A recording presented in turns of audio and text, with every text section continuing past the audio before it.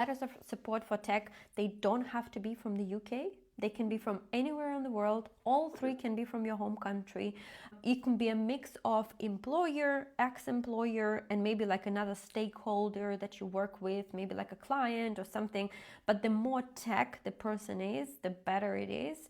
And I would always recommend, if you work for an industry, maybe even look for people who, for example, moved away and started working in tech, like a tech company, so you can see it could be ex-employee, let's say ex-boss of yours that moved on, and then they would just use their current company letterhead, but they will talk about how they worked with you in the other capacity. Letter of recommendation for TechNation, specifically for global talent. So it's not just a general reference letter that you would get, I don't know, for work. And you have to comply with every single requirement that they put here.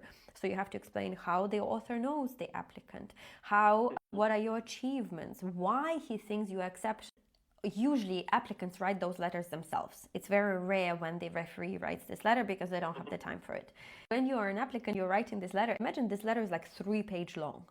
And it's very difficult to talk about yourself for 3 pages in like the best terms ever. But what I want you to understand, you have to use words exceptional, outstanding, incredibly talented.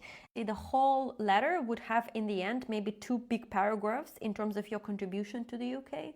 So we usually talk about what are your plans in the UK, where you're planning to work, how you're going to add to the UK digital community, what are your thoughts, maybe you're going to collaborate with some universities like you do in Turkey, maybe you have already like some job offers from other companies, about generally, let's say UX, UI industry in the UK, how it's growing, maybe throw in some statistics there.